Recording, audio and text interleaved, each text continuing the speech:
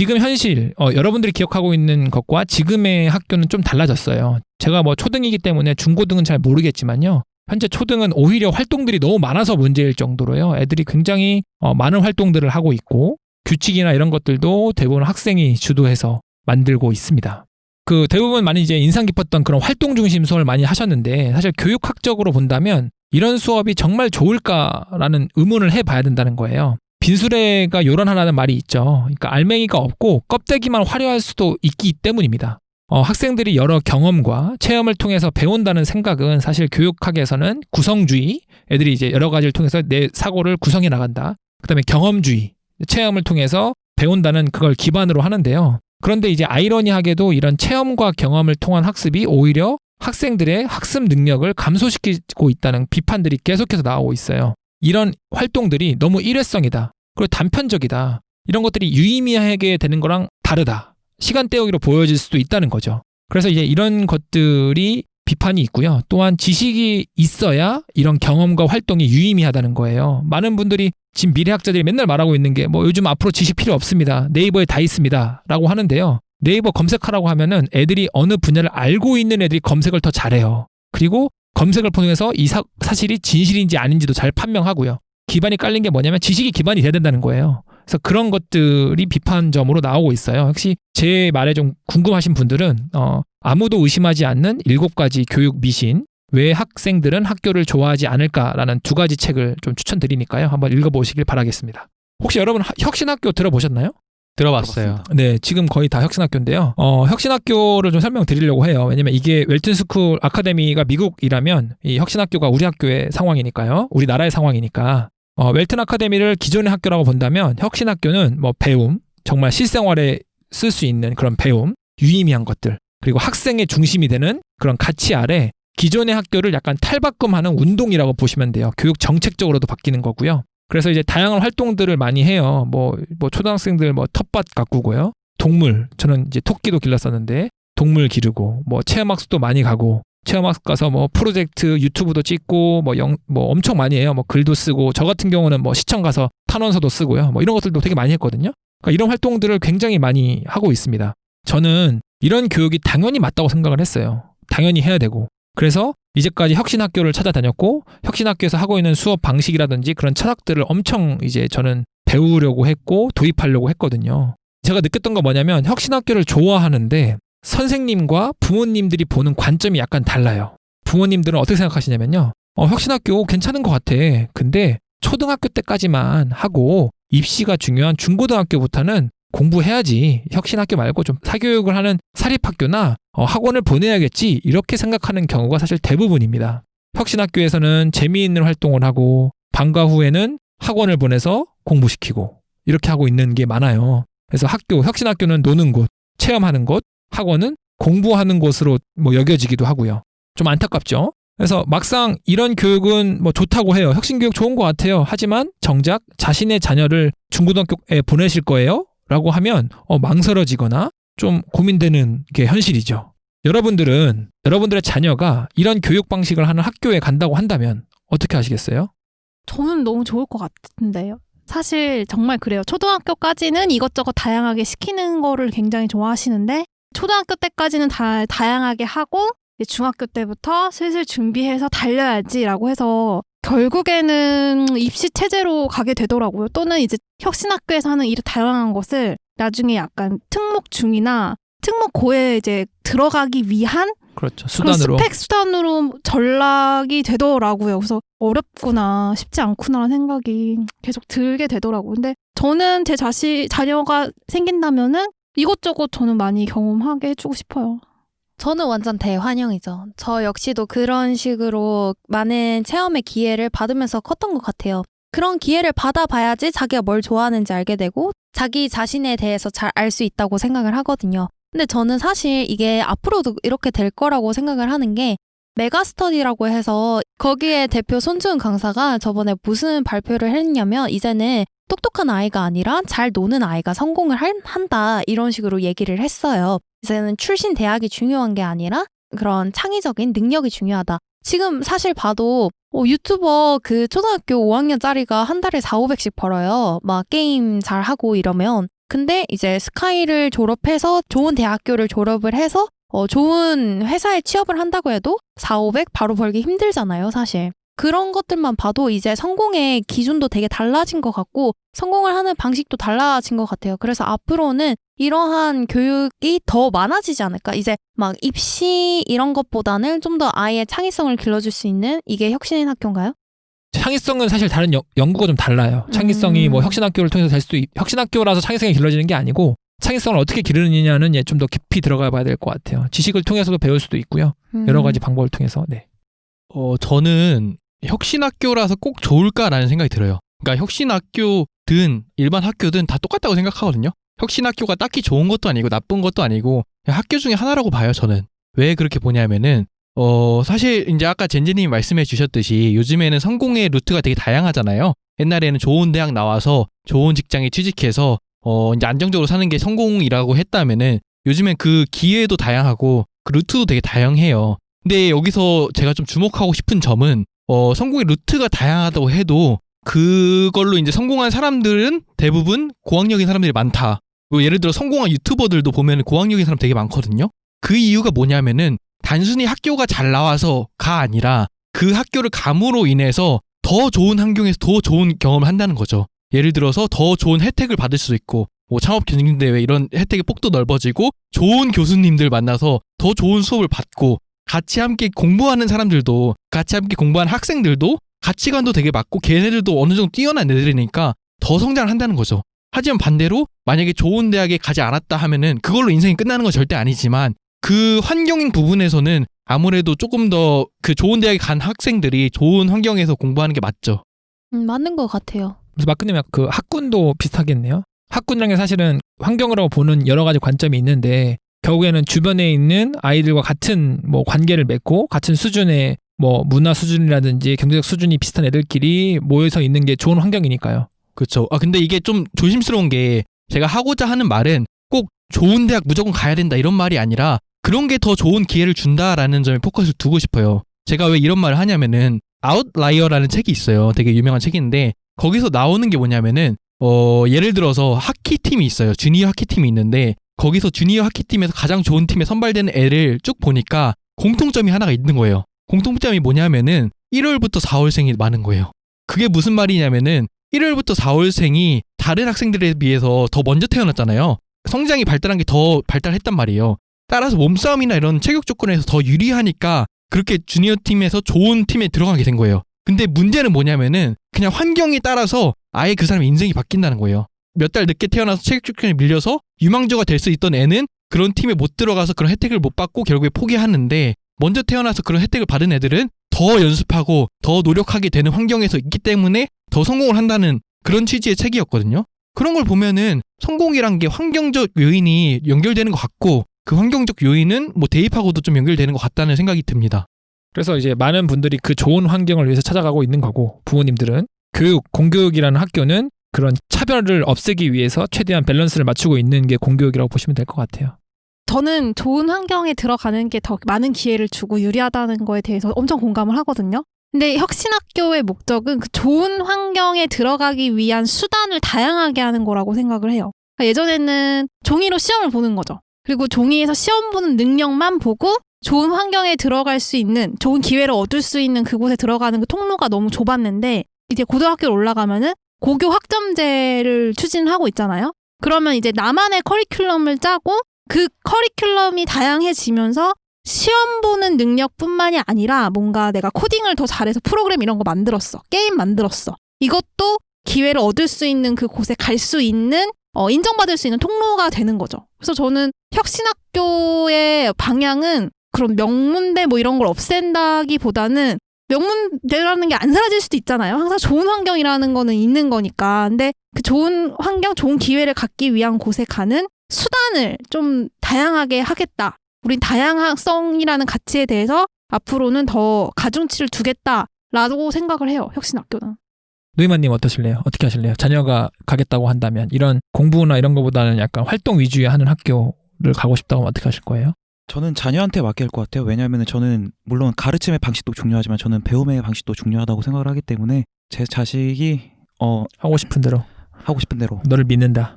그렇게 할 거야. 왜 오케이. 말을 더듬으시죠? 네. 저는 가지 마. 야 대학 가서 뭐 하려 그래. 아빠랑 그냥 얘기하자 하면 아우 지긋지긋해서 갈 거야 이렇게. 아빠랑 말하는 게 싫어서 대학 갈 거야 이런 식으로. 장난이고요. 저는 지금 많은 사실 뭐 교육부 장관이나 유명한 사람들 보면 자기 자식들은 교육을 바꿔야 된다고 하면서 다 유학 보내잖아요. 저는 그러지 않을 겁니다. 저는 어쨌든 뭐 그건 지켜봐 주세요. 할아버지 돼가지고 방송에서 말씀드리겠습니다. 다시 영화로 좀 돌아와서요. 영화 속 키팅 선생님을 만난 다음에 아이들은 변화하기 시작해요. 예를 들어 토드는요. 시를 쓰는 걸 굉장히 어려워했는데 사실 소질이 되게 있었거든요. 근데 워낙 형의 그림자에 가려져가지고 되게 좀 소심했는데 키팅 선생님의 도움으로 변화하게 됐어요. 그래서 성격도 변하면서 시도 쓰게 됐고 삶의 정수를 알아가기도 하고 마지막에 사실 키팅 선생님이 갈 때도 용기 있게 책상 위에 가장 먼저 올라가는 게 토드입니다.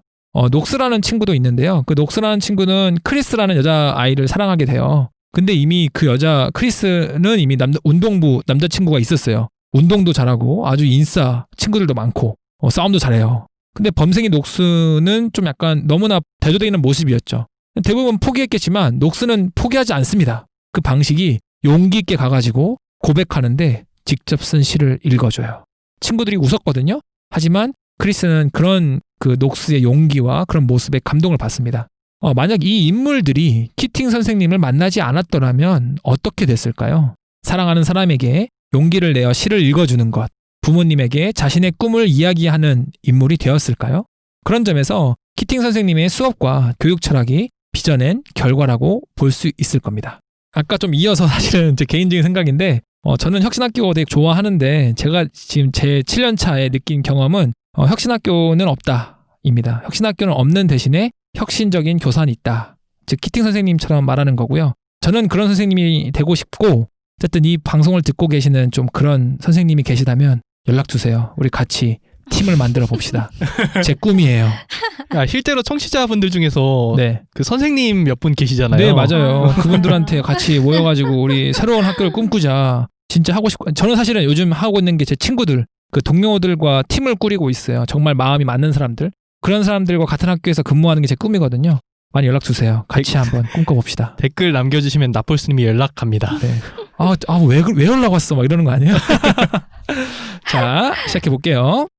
지난번 빌 게이츠 편에서도 제가 얘기했는데요. 부모가 바라는 모습과 개인의 나 사이의 간극과 갈등은 사실 큰 어려움입니다. 이 영화에서 말하는 주제가 많은데 가장 중심이 되는 것이 바로 이것이라고 봐요. 타인이 바라보는 나, 즉 부모가 바라는 자녀의 모습과 학교에서 바라는 인재, 이거 좀 비슷하게 보이죠? 이것들이 사실은 이제 바로 사회나 혹은 주변에서 만들어지고 원하는 인간상입니다. 그러나 개인의 나는 달라요. 그러니까 이러한 주변의 모습과 내가 개인이 되고 싶은 것이 달라서 갈등이 일어났을 때 이런 것들이 좀 문제가 발생하거든요. 예를 들면 이제 닐 같은 경우는 부모님, 아빠는 의사가 되길 바라죠. 근데 닐은 연극을 하고 싶어 해요. 좀 인상 깊었던 장면 중에 하나가 닐이 연극 대역을 따낸 다음에 막 방에 들어와서 막 엄청 좋아하는 장면이 있거든요. 정말 밝은 미소로 가장 행복한 모습을 보였어요. 자신이 정말 하고 싶은 걸 찾았다고 말하죠. 그런 닐이 자살을 하게 되고 닐을 잃은 부모는 닐의 죽음의 원인을 밝혀달라고 합니다. 과연 누가 닐을 죽인 걸까요? 영화에서는 두 집단이 바라보는 시선이 다릅니다. 닐의 부모와 학교는 바로 키팅 선생님이 그 원인이라고 봐요. 키팅 선생님이 아니었다면 키팅 선생님이 그렇게 가르치지 않았더라면 닐은 평상시처럼 생활했을 거고 우리 속의 앵무새처럼 잘 자라서 바로 의사가 됐겠죠. 그래서 그들은 키팅 선생님이 닐을 부추겼다고 말합니다. 그래서 영화에서도 죽은 시인의 사회 구성원들, 친구들한테도 퇴학이라는 무기로 서명하라고 사인을 하게 하죠. 아시다시피 기득권은 강력해요. 기대가 강한 부모의 자녀인 주인공 아이들은 학교를 그만두기가 어렵죠. 사실 불가능에 가깝습니다. 그렇기 때문에 울며 겨자 먹기식으로 사인을 하게 되고 키팅 선생님은 학교를 떠나게 됩니다. 그러나 반대 입장이 있습니다. 닐의 죽음을 알게 된 새벽, 토드는 눈물을 흘리고 닐의 아빠가 닐을 죽인 거라고 눈이 가득 쌓인 교정에서 목 놓아 외치는 경우가 있어요. 아빠가 죽인 거야! 막 이러면서요. 과연 누가 닐을 죽인 걸까요? 여러분들은 어떻게 보시나요? 일단 닐이 왜 죽었는지를 조금 더 설명해 주시면 좋을 것 같아요. 영화를 안 보신 분도 있으시니까.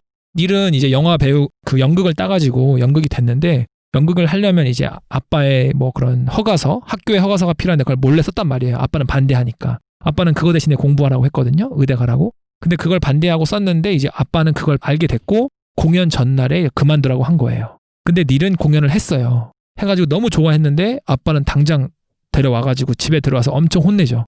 너 막 엄청 혼내면서 하다가 이제 그 닐은 그런 아빠의 그런 거에 못 이겨서 권총으로 자살을 합니다. 부모가 죽인 거죠. 부모의 어떤 일방적인 강조? 사실 이거 다른 영화에서 또 나오지 않아요? 그 사실 스카이캐슬에서도 그런 얘기 나오잖아요. 그리고 우리 실제로 있었던 막 너무 이제 공부에 대한 압박이 심해서 이제 자살하는 이야기들도 이제 뉴스로 막 떠서 이제 많이 문제가 되는데 사실 저는 그럼 100% 부모 잘못이라고 생각을 해요. 다른 분들은 100%라고 생각하세요? 저는 항상 뭐 현상을 비틀어서 보는 거 좋아하거든요. 반대쪽의 입장을 생각해 보는 거 되게 좋아하는데 이거는 100% 부모 잘못이라고 저는 생각합니다. 아무리 비틀어서 생각해봐도 부모 잘못인 것 같아요. 맞아요. 저도 부모님의 잘못이라고 생각은 하는데 더 그 이면에는 사회의 책임이 정말 많은 것 같아요. 우선은 그 자식이 아버지한테 저항할 수 없는 이런 사회. 만약에 제가 닐이었으면은 저는 집을 나갔을걸요? 저는 그랬을 것 같아요. 죽음 대신에 아빠 그냥 난 이 집에서 안 살래 하고 저는 갔을 것 같아요. 근데 닐은 아버지에게 정말 무조건적으로 복종을 했잖아요. 근데 그런 것도 있었고 아버지도 그 제 기억에는 내가 못 누렸던 기회를 너가 누리고 있는 거야 하면서 자신의 대리 실현? 그런 거를 하려고 하셨던 것 같고 그 젠제님이 지금의 나라였으면 가출할 거라고 했잖아요. 제가 드는 생각이 뭐냐면 지금의 나는 당연히 그렇게 될 수 있겠지만 코끼리를 이제 사육 동물원에서 길들일 때 걔네들이 자물쇠를 큰 코끼리가 발로 팍 하면은 쇠가 부러지거든요. 힘이 세가지고. 근데 어렸을 때부터 굉장히 강력한 거를 했기 때문에 애들이 하다가 안 돼서 거기에 순응을 해버리는 거예요. 그게 무슨 말이냐면 그 주인공인 닐이 만약에 지금처럼 뭐 난나님처럼 자유분방하고 하고 싶은 거 했는 성격이었다면 당연히 가출을 하거나 강한 식으로 거부를 했겠죠. 근데 닐한테는 이미 그런 삶이 너무 강한 굴레였고 그렇게 체득화됐기 때문에 나가지도 못하는 상황이 돼버렸던 거죠. 특히 어린 학생은 저도 고등학교 생각하면은 대학 가는 길 외에 다른 길이 없었던 것 같아요. 전혀. 그래서 입시 같은 거에 목매는 것도 우리 솔직히 이해가 안 되잖아요. 막 왜 수능 못 봤다고 어떻게 자살까지 해? 뭐 재수를 하거나 다른 길을 찾거나 그럴 수 있지 않았을까 하는데 그때는 굉장히 맹목적이고 주변에서도 이 길밖에 없다. 너 이거 안 되면은 뭐 거의 뭐 인생이 나락으로 바로 떨어질 것처럼 되게 이야기를 한단 말이에요. 그러면은 이제 그때는 정말 난 이거 아니면 죽는다. 이런 좌절이 오는 거죠. 진짜 맞는 말 같아요. 다양한 길에 대해서 얘기를 안 해주고 있고 자신의 그런 성공에 자기뿐만 아니라 모든 사람의 기대가 담겨 있다고 해야 할까요? 그러니까 뭔가 책임감이 커지는 것 같아요. 그 패널분들이 100% 부모님 잘못이라고 하셨는데 저는 선생님 잘못도 어느 정도는 있다고 보는 게 왜냐면은 그 키팅 선생님 자체가 이 닐의 부모님의 성향을 알고 있었다면은 그렇게 연극을 하게끔 그 당시에 권유를 하는 게 맞나라는 생각이 들거든요.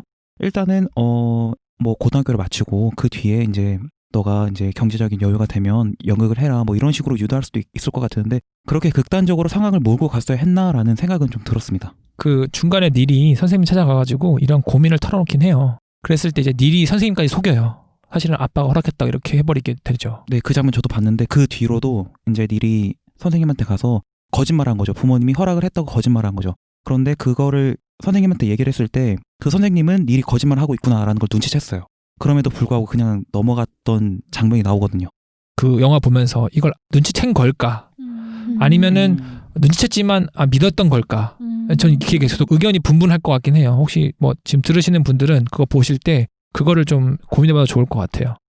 이거 좀 다른 얘기긴 한데 제가 이제 초반에 말씀드렸던 게 나의 가치관에 옳다고 해서 학생에게 말하는 게 과연 옳을까라는 질문을 했잖아요. 그게 아마 여기에 연결되는 것 같아요. 그 키팅 선생님은 분명히 그게 옳은 거라고 생각해서 그렇게 가르쳤을 거예요. 그리고 우리가 보기에도 그게 옳은 것처럼 보이잖아요. 그러니까 영화를 보는 사람들도. 근데 결론은 결국 닐이 죽었단 말이에요. 그것 때문에. 그러니까 그 선생님 잘못이든 아니든 간에 결론적으로 보면은 닐이 죽었는데 그거를 이제 선생님이 그렇게 자신이 옳다고 하는 거를 가르치는 게 맞을까라는 생각이 여기서 또 드는 것 같아요. 그러면은 100%가 아닌 거네요. 그러니까 아빠도 결국에는 타인이고 크팅 선생님도 타인이면 결국 닐한테 둘 다 다른 사람이 상반되는 갈등되는 얘기를 한 거잖아요. 그러면 100%라고 할 수 있어요? 100%라는 게 좀 그런 것 같아요. 제가 말하고 싶은 거는 키팅 선생님이 그래도 원인 제공은 했다. 근데 그게 이제 죽음하고 직접적으로 연관이 있지는 않다고 보는 입장에서 저는 100%라고 말씀드렸습니다. 사실 이런 안타까운 사례, 즉 부모의 과도한 압박이 학생들의 자녀의 죽음으로 모는 이야기는 현실에서도 심심치 않게 들려오죠. 우리나라에도 많습니다.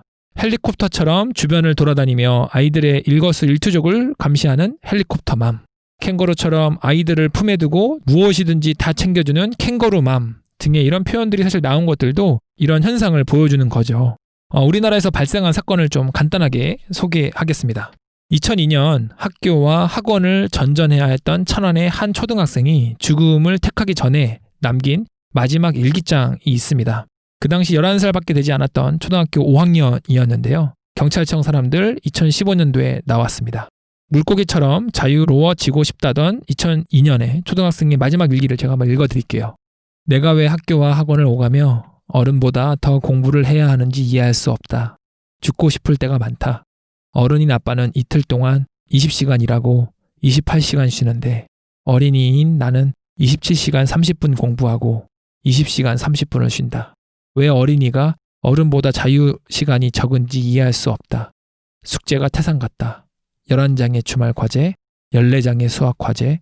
난 그만 다니고 싶다. 물고기처럼 자유로워지고 싶다.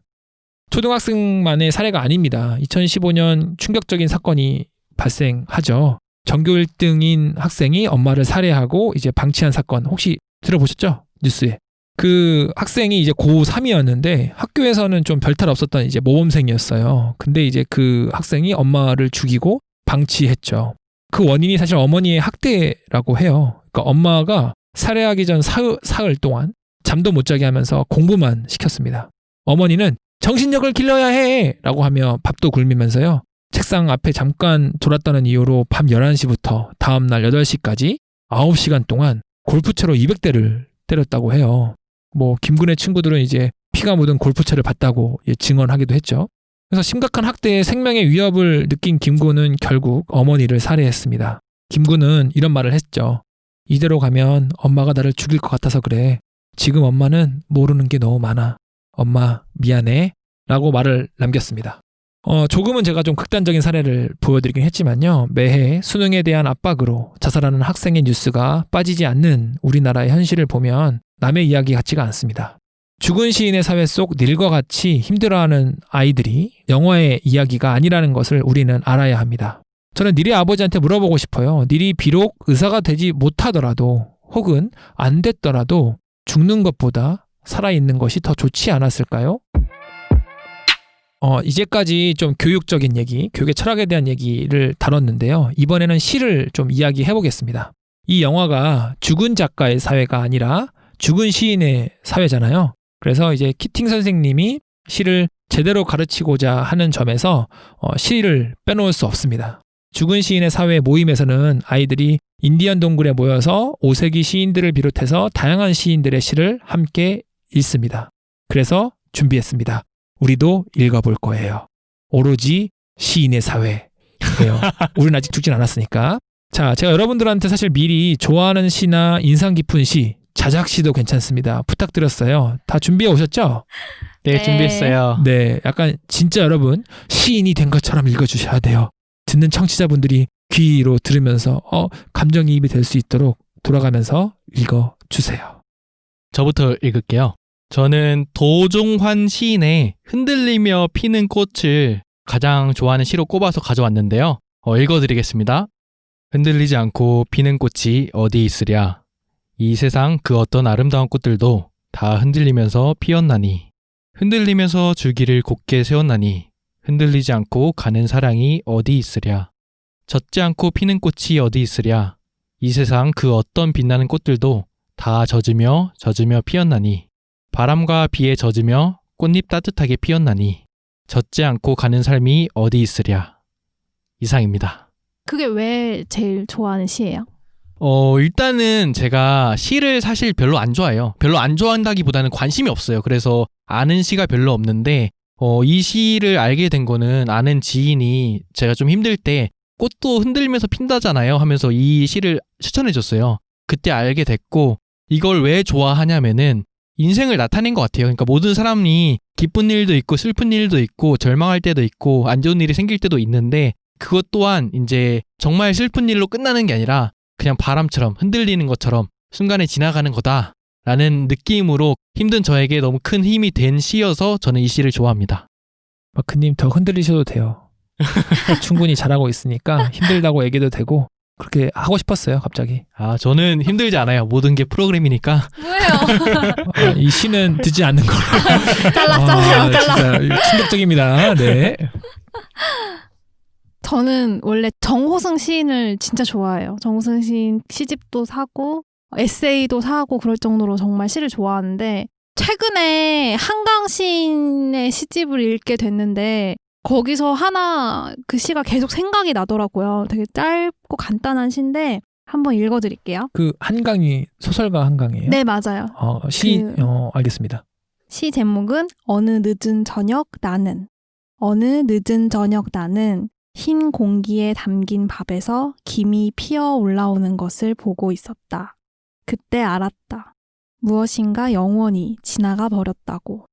지금도 영원히 지나가 버리고 있다고. 밥을 먹어야지. 나는 밥을 먹었다. 이게 끝이에요. 무슨 뜻이에요? 저도 모르겠습니다. 설명해 주세요. 왜 이게 인상 깊으세요? 이게 되게 생각해보면은 그냥 늦은 저녁에 밥을 펐어요. 아마 일을 끝나고 좀 고단하게 흘러갔던 저녁 식사 시간을 놓쳐서 근데 이제 배는 고프고 그래서 그냥 이렇게 밥을 퍼서 담은 것 같아요. 그리고 그 밥에서 흰 김이 이렇게 올라오는 거를 보고 있어요. 그래서 그 조용한 늦은 저녁에 밥을 먹을 준비를 하는 나를 보고 또 그 밥을 보면서 뭔가 이 순간이 금방 지나가기도 하지만 그 찰나의 영원함도 있다는 거를 딱 깨달은 것 같아요. 근데 그 깨달음이 또 왔는데도 불구하고 나는 밥을 먹고 소화시키고 또 내일 또 다른 밥을 먹어야 하고 그러면서 순간순간이 영원했다가 순간이었다가 계속 이제 흘러가는 거예요.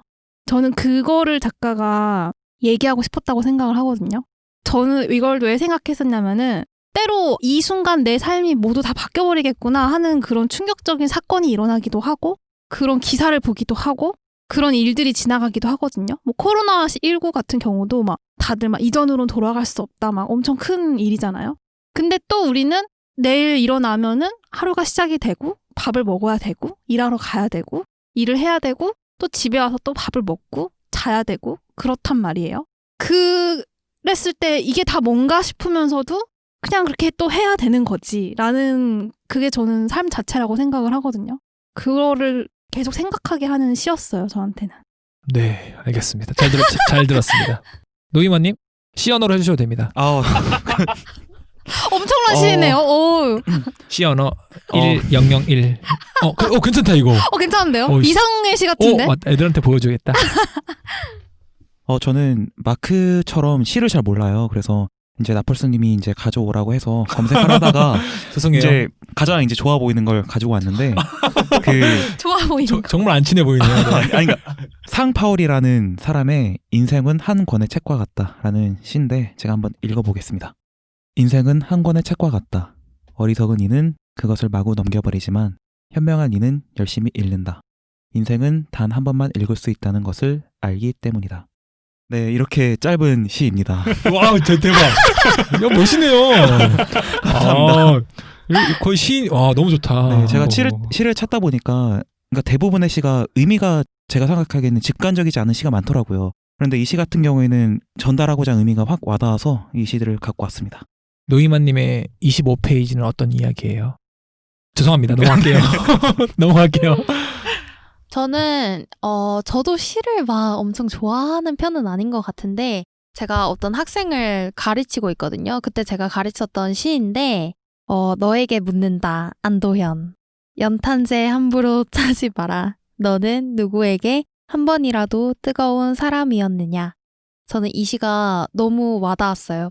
어떻게 보면은 저는 저의 행복과 저를 가장 중요하게 생각하는 사람이거든요. 근데 이 시는 사실 타인과 사회에 대한 이런 따뜻한 마음에 대해서 이야기를 하고 있잖아요. 그래서 이러한 저의 상황에 비추어 봤을 때 굉장히 좀 의의가 있는 시가 아니었나라는 생각이 들었습니다.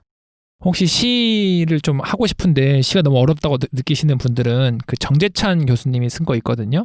시를 잊은 그대에게 혹은 우리가 인생이라 부르는 것들 읽어보시면은 좀 시를 설명하지만 시를 어떻게 보는지를 좀 설명해 주기 때문에 좀 접근하기 쉬우실 것 같아요. 저는 자작시를 준비했어요. 근데 저는 시를 여러분들이 생각하는 그런 시가 아니고요. 어린이들을 위한 시를 했어요. 제가 시를 설명해 드리고 제가 이 시를 왜 썼는지도 설명해 드릴게요. 제목 어려운 시 수업. 오늘은 선생님이 시를 쓴다고 했다. 쓸 게 없는데. 선생님 잘 모르겠어요. 선생님은 잘 생각해 보라고 했다. 아무리 생각해봐도 특별한 게 없다. 어제랑 오늘이 똑같은 것 같은데 선생님은 생각만 하라고 한다. 이건데 제가 이 시를 한 건 뭐냐면 아이들한테도 사실 시 수업을 많이 해요. 시 수업을 가르치는데 대부분의 시들을 어떻게 가르치냐면 어른들, 시인들이 애들을 위해서 쓴 시를 동시라고 하거든요. 동시, 좋은 동시, 유명한 시인이 쓴 동시를 보여주고 거기 있는 걸 바꿔보거나 이런 형태를 많이 해요. 근데 동시랑 어린이 시는 달라요. 그러니까 어린이 시는 아이들이 쓴 시를 어린이 시라고 하거든요. 그래서 사실 저는 처음에는 동시를 가르쳤다가 지금은 어린이 시를 가르치고 있는데 그래서 이제는 유명한 시인이 썼던 시가 아니라 저의 제자들이 썼던 시를 가지고 샘플링으로 보여주는 거예요. 그렇다면 이제 애들이 갖고 있던 지식이 뭐냐면 되게 멋있어야 되고 뭐 시냇물은 졸졸졸. 저는 엄청 욕하거든요. 시냇물은 졸졸졸 흐르지 않아. 콸콸콸 고르륵 이렇게 흐른다. 거짓말하지 말고 너희들의 경험에서 우러나게 해라. 그래서 사실 이런 어려운 시 수업도 사실 애들의 입장이라는 거예요. 그러니까 선생님들이 시 쓰기 수업, 얘들아 시는 좋은 거야, 아름다운 거야 이렇게 말하지만 사실 정작 선생님들은 시를 써주지 않아요. 애들한테 시를 보여주지도 않고. 그래서 저는 이걸 이제 애들한테 보여주는데 애들이 이걸 들으면 선생님 되게 공감돼요. 선생님들이 맨날 이렇게 했던 것 같아요. 맨날 생각만 하라고 했던 것 같아요. 어떻게 하는지 모르고 이런 말을 많이 하거든요. 그래서 이런 것처럼 저는 어린이 시를 많이 가르치는데 그러니까 저는 이런 것들이 아이들로 하여금 이제 시를 좀 감상하게 하고 시를 경험하게 하는 능력이 아닐까 싶어요. 저도 자작시 하나 있는데 해도 돼요. 네, 한번 해주세요. 제목 사랑. 오랜만에 나온 로맨틱 마크 제가- 오랜만에 나왔네요. 한참 진짜 사랑 좋아할 때 이거 쓴 거예요. 기대된다. 당신이 정말 나의 사랑이라면 내게와 항상 옆에 있으리. 만약 그게 아니라면 그래도 난 당신 곁에 있으리. 끝입니다. 이거 시 했을 때 오글거리더라도 칭찬해 주셔야 돼요. 그래서 뭐야 이렇게 버리면은 맞아요. 썸하기 때문에. 로맨틱하다. 너무 대단해. 들으시는 분들은요 댓글로 저와 마크님의 시의 감상평을 남겨주시면 좋을 것 같아요. 네. 마크님이랑 노이마님은 시와 별로 친하지 않다고 했는데요. 여러분들이 보시기에 시는 왜 읽고 쓴다고 보세요? 저는 시가 함축성이 있잖아요. 이제 물론 산문시도 있겠지만 보통 우리가 시라고 떠올리면은 되게 짧은 문장 안에 되게 많은 의미가 담겨 있는데 시는 시인이 어떤 의도를 가지고 썼든 간에 저는 받아들이는 사람 입장의 차이라고 생각을 해요. 내가 이 시를 어떻게 해석을 하면은 그 시는 그렇게 해석하는 게 맞아요. 그렇게 생각을 하기 때문에 되게 다양한 해석이 존재할 수 있고 다양한 의미를 줄 수 있다는 게 매력인 것 같아요. 이 짧은 글 안에서 엄청 다양한 것들이 뿜어져 나오잖아요. 그게 시를 쓰는 이유가 아닐까 생각을 합니다. 저도 사실 처음에 시를 그렇게 좋아하지 않았어요. 좀 이해하기도 힘들고 뭔가 좀 멋부리려고 하는 느낌? 좀 그런 게 있어서 시보다는 소설파인데 그 중에 되게 약간 뒤통수를 때리는 것 같은 짧은 시들이 있어요. 그 짧은 말이 굉장히 강렬할 때가 있거든요. 그 약간 주절주절 거릴 때보다 뭔가 머릿속에 확 박히는 그런 잘 맞는 시가 있다고 생각해요. 책도 나랑 잘 맞는 책이 있듯이 시도 나랑 잘 맞는 시가 있는데 그런 시는 좋아요. 하면은 되게 기억에 많이 남기도 하고 그래서 제가 그 프랑스에서 그 시민들이 시 쓴 거 이제 걸로 이제 대회를 했었는데 거기서 1등한 시가 뭐였냐면은 사막에서 너무나 외로워서 뒷걸음질을 쳤다. 내 걸음 발자국을 보기 위해서 뭐 이런 시가 있거든요. 법륜스님 시 같은데. 아니요, 이거 네. 이거 프랑스 파리에서 네네. 시민이 쓴 그 시도 시예요. 기억나요. 그쵸. 네. 그리고 또 이런 시 있잖아. 대짧은데 사람들 사이에 섬이 있다. 그 섬에 가고 싶다. 이런 시는 전 되게 좋아하는 편이에요. 그래서 자기한테 맞는 시가 있어요. 있을 거예요. 운명같이. 저도 사실 저는 시를 별로 저도 안 좋아했거든요. 근데 애들 시교육하면서 애들이랑 저는 선생님 하는 게 좋은 점 중에 하나가 뭐냐면 애들이랑 만나는 게 되게 말랑말랑해져요. 그러니까 제가 이제 엄청 고민하고 이런 것들은 애들의 시선에서는 그렇게 고민할 것도 아니고 그래서 애들을 만나는 게 되게 좋은데 그래서 어린이 시를 공부하다가 이제 저도 시를 읽게 됐는데 글쎄요. 시를 왜 읽는지 잘 모르겠지만 저도 아직도 근데 저는 시는 약간 여러 가지 반찬이라고 봐요. 그러니까 우리가 밥을 먹을 때 여러 가지 반찬이 있는 것처럼 삶을 돌아보는 방법의 방식도 내가 체계화해야 된 계획들을 하는 사람들도 있고 아니면 나는 이야기를 통해서 뭐 하는 경우도 있고 누구는 대화나 누구는 여행을 일하면 누구는 시 한 편을 통해서 이제 마음의 안식을 얻는다던가 위안을 한다고 봐요. 그리고 개인적으로 저는 시인이 제일 강력하다고 봐요. 왜냐하면 지식적인 책들은 사실 공부 많이 하고 자료를 수집하면 쓸 수 있거든요. 근데 작가들, 이야기를 쓰는 사람들은 되게 어렵잖아요. 왜냐면은 그 상상력과 그 스토리를 만들어내는 게 유시민 작가도 그랬던 것 같아요. 자기는 그런 정보 지식이나 이런 역사 관련된 책은 쓸 수 있겠지만 스토리를 하는 작가들은 자기는 할 수 없다라고 말을 했었는데 그런 것처럼 작가들은 사실 하나의 단어를 가지고 스토리를 풀어내는 쭉 늘리는 전문가라고 보면 그 긴 거를 하나로 함축해서 하나의 점 혹은 문장으로 나타내는 게 저는 시인이라고 봐요. 그래서 굉장히 강력하다고 봐요. 그러니까 그 죽은 신의 사회라는 2시간짜리의 영화를 하나로 함축해서 한 문장으로 나타내는 것.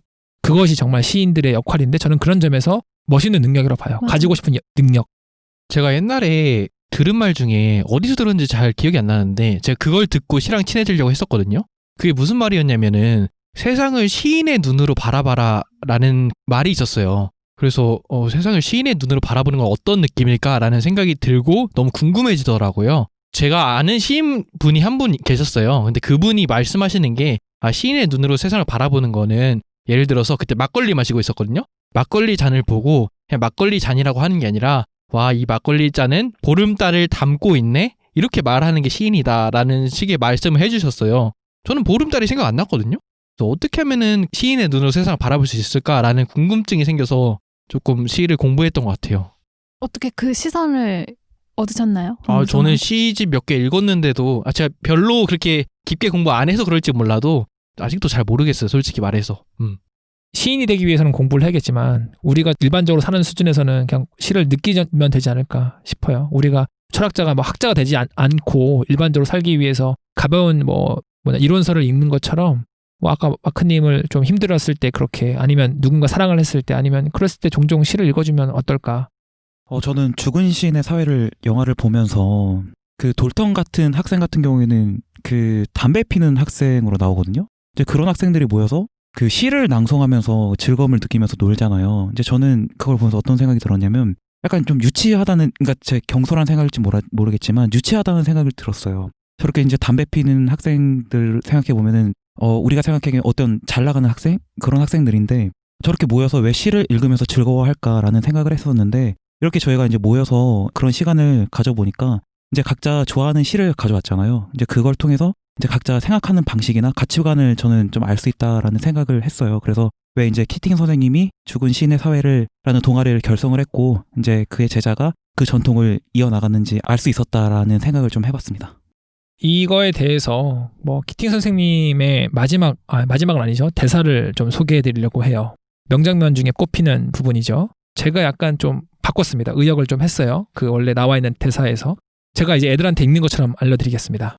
얘들아, 시는 아름다워서 읽고 쓰는 게 아니야. 우리는 사람이기 때문에 인류이기 때문에 시를 읽고 쓰는 거야. 인류는 열정으로 가득 차 있거든. 의학, 법률, 경제, 기술 따위는 삶을 유지하는 데 필요하지. 그러나 시, 낭만, 사랑은 삶의 목적 그 자체란다. 라고 말이죠. 현대인들은 먹고 사는 게 고달파서 주변을 볼 여유도 없고 나를 살필 여유도 없습니다. 끊임없는 경쟁과 비교, 회사, 친구, 성과의 압박을 견디고 있죠. 누구나 다 겪는 어려움이야. 나만 힘들어? 다 힘들어. 견뎌야 돼. 하고 위안하며 합리화하고 있지만 오히려 이런 생각이 우리를 갉아먹고 있습니다. 돈과 능력이 중요한 지금의 우리 사회에서 시는 무가치하게 여겨집니다. 시인들은 우리나라에서 가장 돈을 못 버는 직업 중에 속하죠.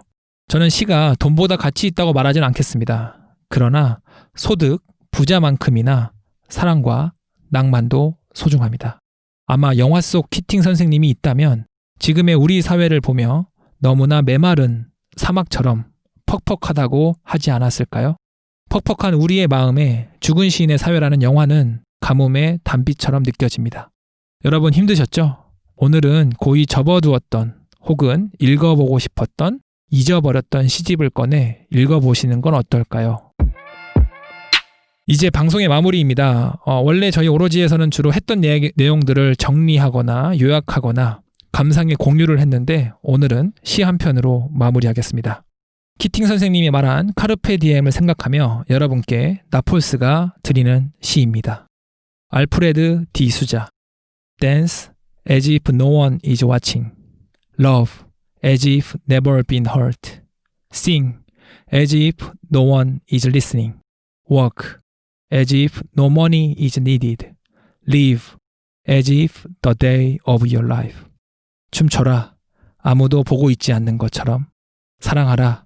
한 번도 상처받지 않은 것처럼. 노래하라. 아무도 듣고 있지 않은 것처럼. 일하라. 돈이 필요하지 않은 것처럼. 살아라. 오늘이 마지막인 것처럼. 오늘도 슬기로운 지식 한 잔에 취하세요. Cheers! 이거는 진짜 최고의 신 것 같아요. 옛날에 막 클럽 가고 이럴 때 저 단어가 생각났어요. 춤춰라. 아무도 보지 않는 것처럼. toujours madame madame mais mon cœur toujours madame madame avec un café avec une baguette marchant sous la tour Eiffel